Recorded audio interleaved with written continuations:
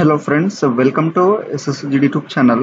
Friends, ఈరోజు మనకు IOCL Indian oil corporation limited నుండి మనకు రిఫైనరీ డివిజన్ నుండి నోటిఫికేషన్ అయితే రిలీజ్ అయితే చేయడం అయితే జరిగింది. సో ఇప్పుడు దీనికి సంబంధించిన ఆన్లైన్ ఫామ్ అప్లై ఏ విధంగా మనం స్టెప్ బై స్టెప్ అప్లై చేసుకోవాలో ఇక్కడైతే తెలుసుకుందాం. సో ఇక్కడ మనం వీడియోలో వెళ్ళిపోయే ముందు దీనికి సంబంధించిన అఫీషియల్ నోటిఫికేషన్ చూసిన తర్వాత అప్లై ఏ విధంగా చేయాలో తెలుసుకుందాం. అండ్ మీరైతే ఇప్పటివరకు అయితే నా ఛానల్ని సబ్స్క్రైబ్ చేసుకోకపోతే ఇప్పుడైతే సబ్స్క్రైబ్ అయితే చేసుకోండి. సో మనకు ప్రతిదీ అప్డేట్స్ అనేది మన యొక్క ఛానల్లో అవైలబుల్గా అయితే ఉంటుంది. సో మీకు ఏమైనా డౌట్స్ ఉంటే నాకు కామెంట్ సెక్షన్లో అయితే ఇవ్వండి, మీకు తొందరగా అయితే రిప్లై అయితే ఇస్తాను. సో ఫ్రెండ్స్, ఇక్కడ వచ్చేసి మనకు ఇండియన్ ఆయిల్ కార్పొరేషన్ లిమిటెడ్ సంబంధించిన రిఫైనరీస్ డివిజన్ సంబంధించిన అఫీషియల్ నోటిఫికేషన్ అయితే చూసుకోవచ్చు. సో ఇక్కడైతే మనకు ట్రేడ్ వచ్చేసి ఇక్కడ అటెండెంట్ ఆపరేటర్, తర్వాత ఇక్కడ 3 years మనకు క్వాలిఫికేషన్ ఇచ్చారు. 3 years BSc maths, physics, chemistry ఉంటే అప్లై చేసుకోవచ్చు. తర్వాత ఇక్కడ మనకు రిఫైనరీ ఇక్కడ డివిజన్ అయితే ఇచ్చారు. తర్వాత పీరియడ్స్ ట్రైనింగ్ ఇచ్చారు. తర్వాత మనకు సీట్స్ కేటగిరీ వైజ్ అనేది పోస్టులు అయితే ఇచ్చారు. తర్వాత ట్రేడ్ ఫిల్టర్ వచ్చేసి 10th and ITI 2 years duration pass అయి ఉంటే మీరు అప్లై చేసుకోవచ్చు.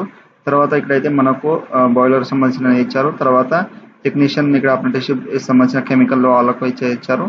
తర్వాత టెక్నీషియన్ మనకు అప్రెంటిస్షిప్ డిసిప్లిన్ మెకానికల్ సంబంధించిన అయితే ఇక్కడైతే ఇచ్చారు. 3 years డిప్లొమా ఉంటే మీరు మెకానికల్గా అప్లై చేసుకోవచ్చు. 3 years తర్వాత టెక్నికల్ ఇక్కడైతే కెమికల్ వచ్చేసి 3 years డిప్లొమా కెమికల్ ఉన్న దీనికైతే అప్లై చేసుకోవచ్చు.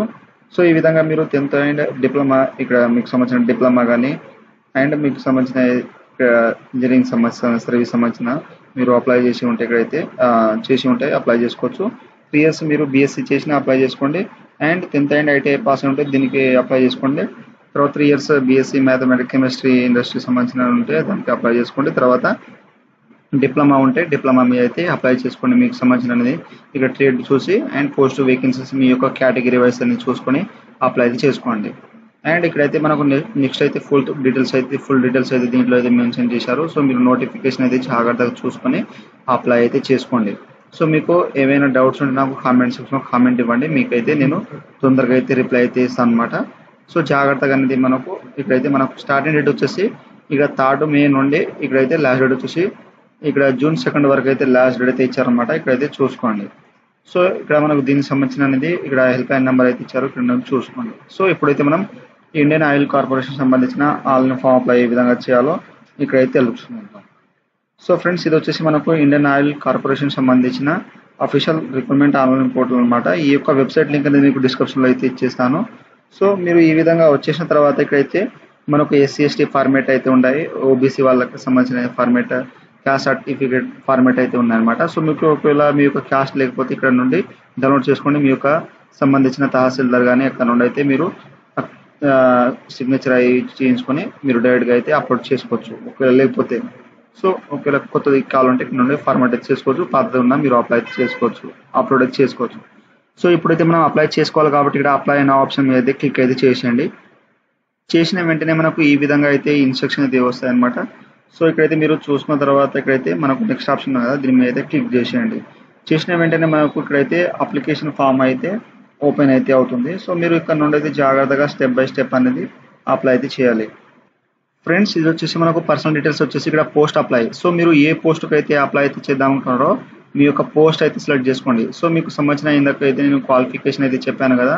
సో మీకు సంబంధించిన క్వాలిఫికేషన్ ఏదై ఉంటుందో, సో మీరు 10th అండ్ డిప్లొమా పాస్ అయి ఉంటే మీరు దీనికి అయితే అప్లై చేద్దాం అనుకుంటారో ఆ యొక్క ట్రేడ్ పని అయితే అప్లై అయితే చేసుకోండి అన్నమాట.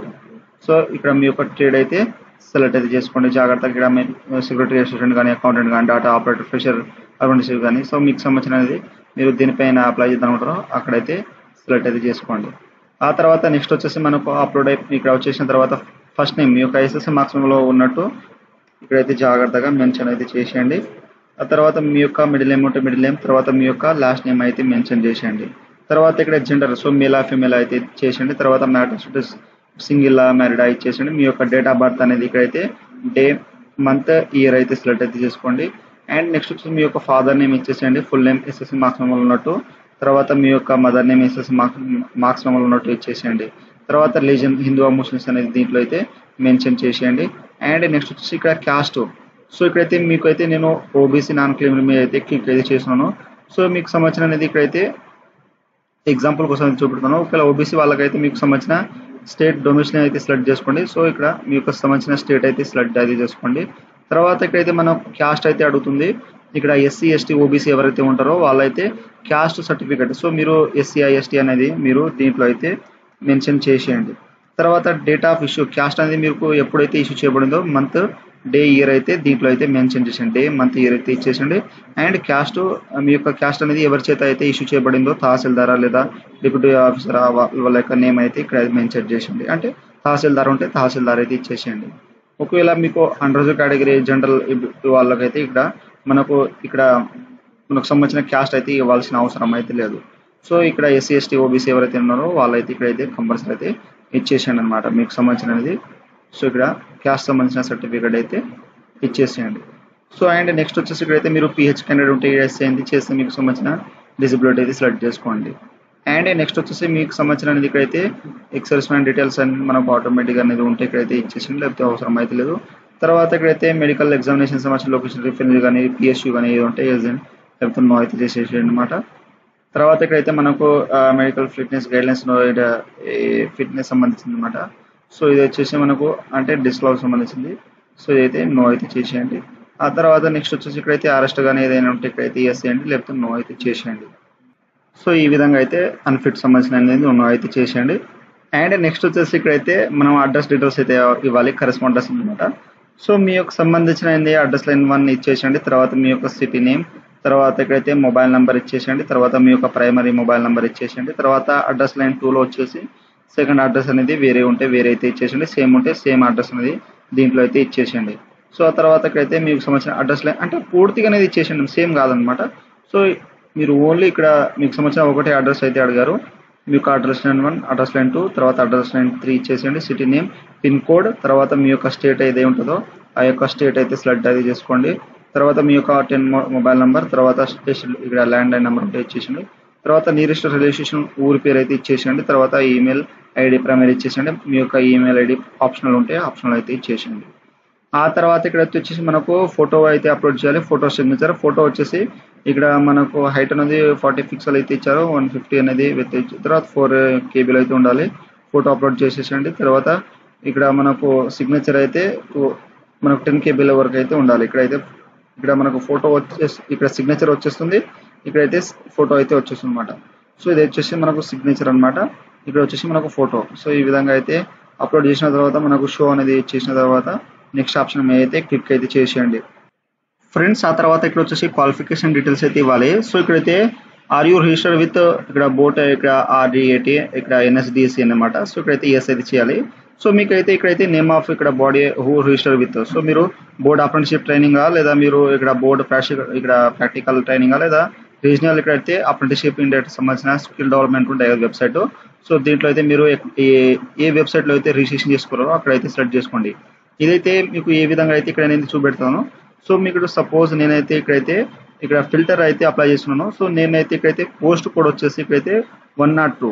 సో ఇక్కడైతే మనకు 102లో అయితే కంపల్సరీ ఇక్కడ 102 అనేది మనం ఇక్కడైతే ఏదైతే ఉంటుందో ఆ యొక్క కోడ్ అనేది సెలెక్ట్ చేసుకోండి. సో మనకు ఇక్కడ అవపడుతుందంటే ఇక్కడ 102లో నేనైతే స్క్రోల్ అయితే చేస్తాను. సో మనకు పోస్ట్ కోడ్ వచ్చేసి 102.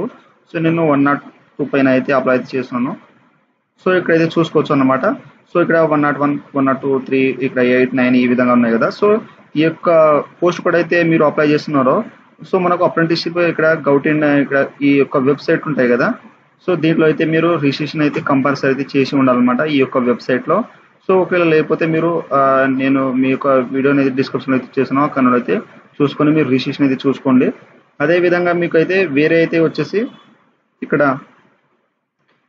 నెక్స్ట్ వచ్చేసి వేరే పోస్ట్ కోడ్ ఉంటే మీరు ఇక్కడైతే